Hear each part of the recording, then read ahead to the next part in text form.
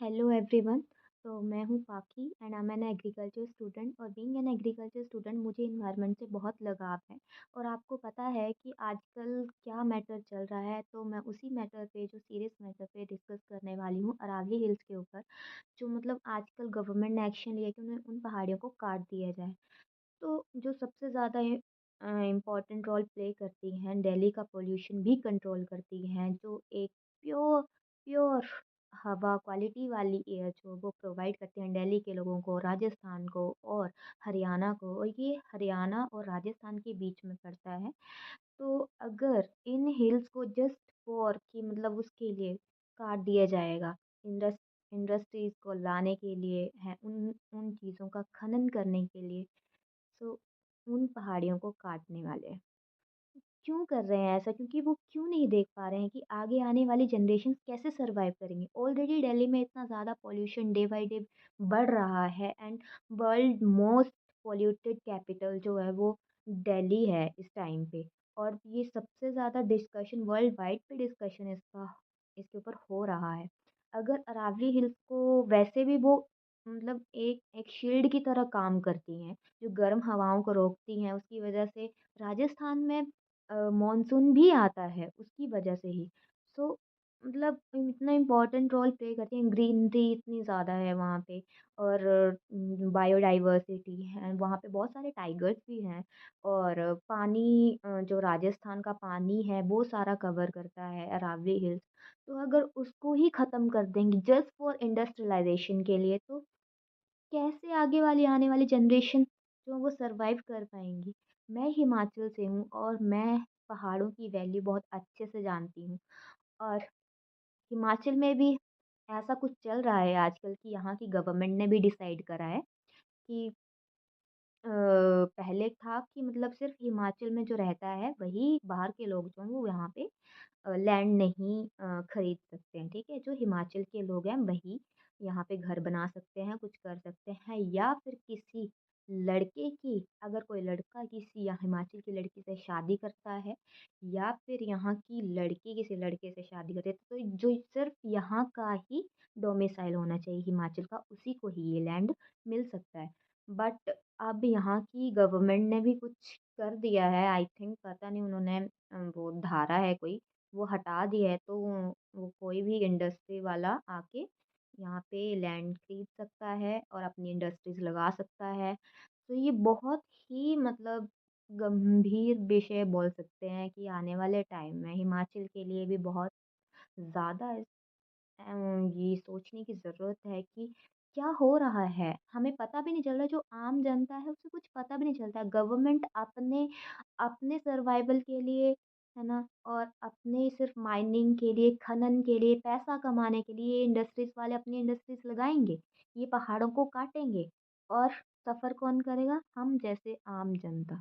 अगर आज हमने एक्शन नहीं लिया ना, तो हम कभी भी हम कुछ नहीं कर पाएंगे। तो ये गवर्नमेंट सिर्फ अपने बेनिफिट के लिए ऐसे बोल रहे हैं पेड़ लगाओ, ये करो वो करो, पर पेड़ लगाने के नाम से इतनी बड़ी बड़ी पहाड़ियों को काटा जा रहा है, खनन हो रहा है, इंडस्ट्रीज को लाने के लिए, इतनी सारी कंपनीज को बनाने के लिए, अर्बनाइजेशन के लिए। इस चक्कर में इन पहाड़ियों का क्या कसूर है? आम जनता का क्या कसूर है? तो इस सब में कौन सफ़र करता है? आम जनता। और इतनी पुरानी पहाड़ियाँ हैं, राजस्थान के लोग इसके ऊपर ही डिपेंड हैं।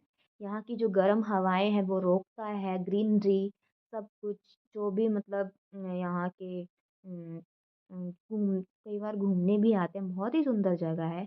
हाँ, वो इतनी ज़्यादा बड़ी ऊंची पहाड़ियाँ तो नहीं हैं, क्योंकि वो ऑलरेडी थोड़ी कम हो चुकी हैं शायद, क्योंकि अभी अर्बनाइजेशन भी हो रहा है, बहुत सारा खनन चल रहा है वहाँ पे, कोई नहीं रोक रहा है।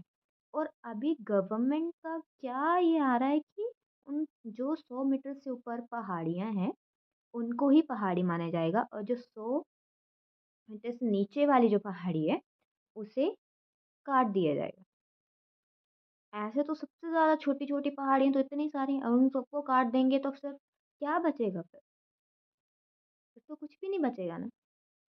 ये तो इसके नाम पे तो क्या ही बोले हम। तो अगर आज एक्शन नहीं लिया ना, तो ये कभी भी कभी भी आगे चल के नहीं रोक पाएँगे इसको। आज यहाँ हो रहा है, कल ये कहीं भी हो सकता है। कल ये हिमाचल में भी हो सकता है, कहीं गुजरात में भी हो सकता है, कहीं भी असम में भी हो सकता है, जहाँ भी पहाड़ियों वाला एरिया है वहाँ पे ये हो सकता है और इस सब में इसमें सफ़र कौन करेगा? ये जो आम जनता है ना, हम जैसे लोग सफ़र करेंगे। इस टाइम पे अगर अरावली हिल्स को तोड़ दिया जाए ना, वो दिल्ली से कनेक्ट करती हैं डायरेक्ट। दिल्ली में इतना ऑलरेडी इतना पॉल्यूशन हो रहा है, अगर उनको काट दिया जाए ना, तो आने वाले टाइम पे जो भी प्रोटेक्शन इस टाइम पे दिल्ली को मिल रही है ना, वो भी खत्म हो जाएगी। कैसे वहाँ के लोग सर्वाइव कर पाएँगे? ये फ्यूचर क्यों नहीं देख रहे हैं कि आगे आने वाले टाइम पे जनरेशंस कैसे सर्वाइव करेंगी? ये बहुत, बहुत, बहुत ज़्यादा सीरियस मैटर है एंड मैं चाहती हूँ कि हम जैसे बच्चे ही आगे चल के हमें ही ये रोकना पड़ेगा। क्योंकि हम आने वाली जनरेशन को ही वहाँ पे सर्वाइव करना है।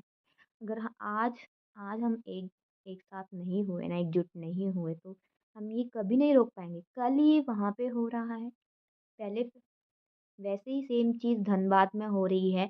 आदिवासियों को उनको मतलब अभी वो खनन कर के अभी उनको कोई नहीं पूछ रहा है।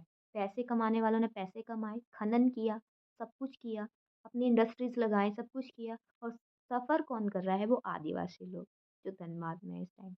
और हम अगर सेम चीज़ यहीं पे होगी, वो खनन करने वाला खनन करेगा, अपने पैसे कमाएगा, सब कुछ करेगा और आम जनता पानी के लिए तरसेगी, है ना? और हर चीज़ के लिए, पानी के लिए, हवा के लिए, जो क्वालिटी एयर प्रोवाइड करती हैं, अरावली हिल्स, पॉल्यूशन को कंट्रोल करती हैं, उन सबको ख़त्म कर देगा वो। ये बहुत, बहुत ही ज़्यादा सीरियस मैटर है और आने वाले टाइम पे दिल्ली ख़त्म हो जाएगी, ख़त्म होने वाला है इस हिसाब से।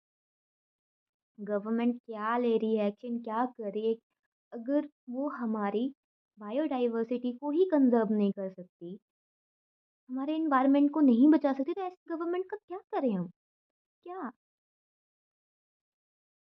और सेम ही चीज़ यहाँ पे हिमाचल में भी अभी अगर आज यहाँ पे हो रहा है कल को ये हिमाचल में होगा लद्दाख में होगा जहाँ भी होगा पहाड़ों की माइनिंग करते रहेंगे ऑलरेडी इतना आप जानते हो कि इतनी सारे काम हाईवेज के कंस्ट्रक्शन वर्क हिमाचल में चल रहा है और उसकी वजह से हम लोग सफ़र कर रहे हैं। मॉनसून के टाइम पे इतना ज़्यादा डिस्ट्रक्शन हुआ है इस बार, इतना ज़्यादा कि पूछो ही मत। हर